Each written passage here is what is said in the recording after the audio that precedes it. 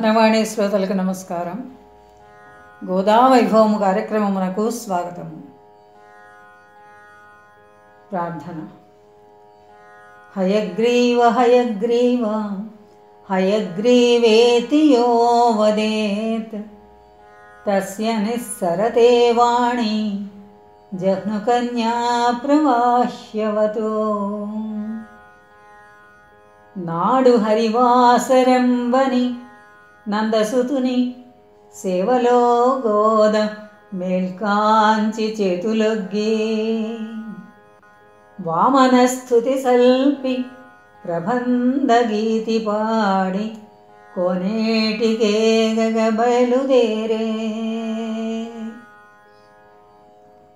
తన సఖుల ఇండ్లకేగుచు తలుపు తట్టి రెండు గోపికలార రెండు మీరు చీకటిని లేచి స్వామికి చిత్తగింపు చేసి కొందము మన జన్మ చిగురు దొడగా.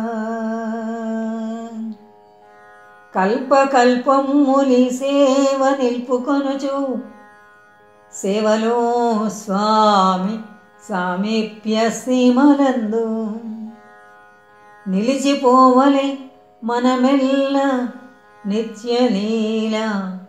స్వామి మదికెక్కు తాస్యము సలుపవలయు. ఆనాడు ఏకాదశి పుణ్యదినమని గుర్తున్న గోదాదేవి నందనందనుని సేవలోనే మేల్కొంది.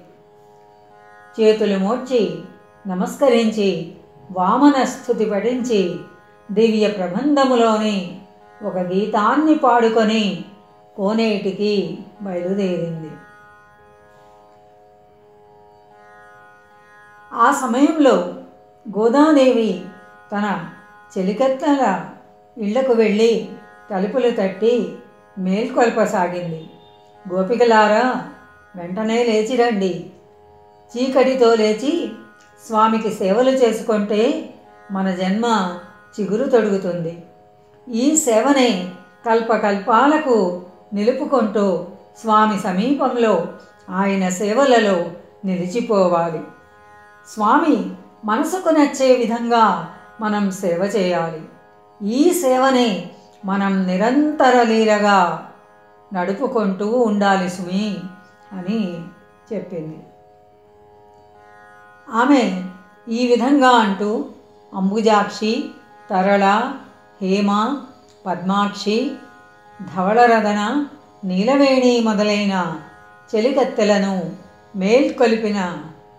మేల్కొల్పి వారితో కలిసి కోనేటికి వెళ్ళింది. స్నానం పూర్తి చేసి కొత్త చీర ధరించింది. కేశవేశాన్ని పైకి ముడివేసింది. ఠీవిగా నిలబడి ఉన్న తన సౌందర్యాన్ని ఆమె చక్కగా చూసుకొని ఒక పూలదండ మెడలో ధరించింది. దానితో ఆమె చక్కగా ప్రకాశిస్తోంది. అటువంటి అలంకరణతో దరహాసంతో గోదాదేవి స్వామి కోవెలకు చేరుకుంది. స్వామి కోవెల మెట్లకి ఇరువైపులా తొండం పైకెత్తి ఉన్న గున్న ఏనుగుల తలల శిల్పాలను చూస్తూ వాటి అందాలను కూడా చూస్తూ కొద్దిసేపు మైమరిచి నిలబడిపోయింది గోదాదేవి చిలులతో.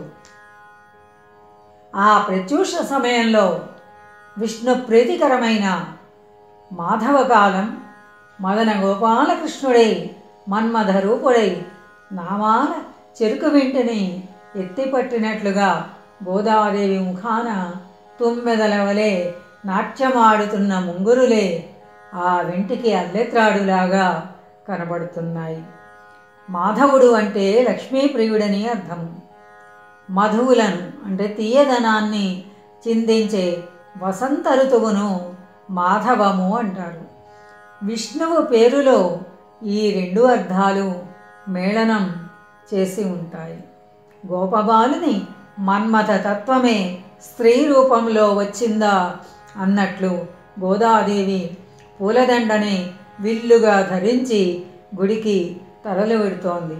శంఖం వంటి ఆమె కంఠం నుండి వెలువడుతున్న మంగళ గీతనాదం స్వామి పూరించిన శంఖధ్వానమా అన్నట్టుగా ఉంది.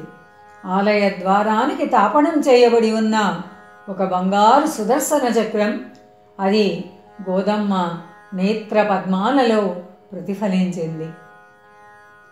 మదన గోపాలుని 5 పుష్పాస్త్రాల మాలికలోని పద్మం అనే ఒక బాణం సుదర్శనమనే సూర్యకిరణ స్పర్శతో వికసించినట్లయింది.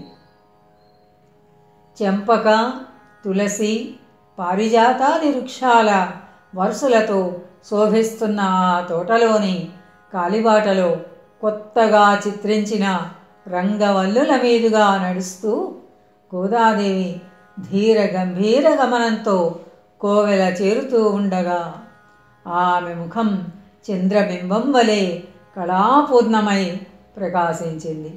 ఆ విధంగా ఆలయంలో ప్రవేశించిన గోదాకుమారి మెరుపు తీగ వంటి పుష్పమాలను స్వామి కంఠసీమలో అలంకరించింది. ఆయన కన్నులలో నాట్యమాడుతున్న చిరునవ్వులతో తన హృదయ స్పందనలను అనుసంధానం చేసింది. స్వామి పాదార విందాలను స్తోత్రం చేస్తూ కంఠం సారించి ఆమె గానం చేస్తూ ఉంటే దిక్కులు నిండిపోయాయి. ఆ తరువాత ఇంటికి వచ్చేసరికి తల్లిగారు ఆమె కోసం ఎదురు చూస్తూ ఉన్నారు. ఆమె పుత్రికను పిలిచి దగ్గర కూర్చుండబెట్టుకొని ఏవో ముచ్చటలు కొంతసేపు చెప్పి అప్పుడు ఇలా అంది. అమ్మా, నీవు చిన్నదానవు, ఇంతకాలము ముద్దు ముచ్చటలతో మా పెంపకంలో మా ఇంట పెరిగి పెద్దదానవైనావు. ఒక్క మాట చెప్తాను, ఆలోచించు. చిన్నదానవు మా చెప్పు చేతలందు ఇంతకాలము ముచ్చటలింపు మీరా పెరిగితివి మాదుగిహాన మురిపెమొప్ప అయిననొక మాట చెప్పుదు నరసి చూడు. యుక్త వయసును వచ్చి ఉన్నది మా పైన పెళ్ళి నీకు చేయు పెద్ద బరువు. అత్తగారిల్లు క్రొత్త చోటైనచో మంచి చెడ్డలేవి మనవి కావు. మనసు మెత్తన మీ మేనమామ కొడుకు చిన్నతనము నుండి మా మన్ననలనే పెరిగి ఇంతయ్యే నీవును నెరుగుదు అతని మామ సాధువే అత్తయ్యు మంచి పడచు. నీకు యుక్త వయసు వచ్చింది, నీకు పెళ్లి చేయవలసిన బాధ్యత మాపై ఉంది కదా. అలా పెళ్లి చేసి పంపే అత్తవారి ఇల్లు తెలిసిన చోటైతే మంచి చెడ్డలన్నీ ముందే గమనించుకోవచ్చు. క్రొత్త చోటైతే వారి మంచి చెడ్డలు మనకు తెలియవు కదా. మీ మేనమామ కొడుకు రంగడు నీకు తెలుసు కదా. వాని మనస్సు చాలా మెత్తనిది. చిన్నతనము నుండి మేము మెచ్చుకునే విధంగా పెరిగి ఇంత వాడయ్యాడు. మీ మేనమామ మేనత్త ఇద్దరూ మంచివారే. నీ బావకు 5 ఏండ్ల వయసు ఉండగా ఆ వేణుగోపాలస్వామి నిన్ను మాకు ప్రసాదించాడు. తులసి మొక్కల గుబుర్లలో లభించిన నిన్ను మేము ప్రేమ తీరా పెంచుకొన్నాము. మీ తండ్రి గారిని నీ వెరుగుదువు. ఆయనకు చీకు చింత లేవు. ఆయనలో చెదరడం అంటూ ఉండదు. ఈ సంసారం అంటే అంటని పుణ్యమూర్తి. మనస్సు నిండుకుండా వారిని సేవించుకోవడం ఒక్కటే నా జీవిత మార్గం. కన్నవారి ప్రేమ కన్నా పెంచుకున్న వారి మమకారం గాఢమైనదని పెద్దలంటారు. అయినా మీ తండ్రి గారికి మమకారం అంటే ఏమిటో తెలియదు. మనలను ఈనాడో స్వామికి సమర్పణ చేసి నిర్లిప్తంగా ఉండిపోయారు. మమకారాలు వదిలిపెట్టమని అనుకున్న చోట కూడా ఒక బీజం మిగిలిపోతుంది. మమకారాలు వదిలిపెట్టే సంకల్పం, ప్రయత్నం మన వద్ద ఉండాలి. వదిలించడం మాత్రం స్వామిగారి అనుగ్రహమే. నీవు అప్పుడే ఇప్పుడే ఇక్కడే చెప్పనక్కరలేదు.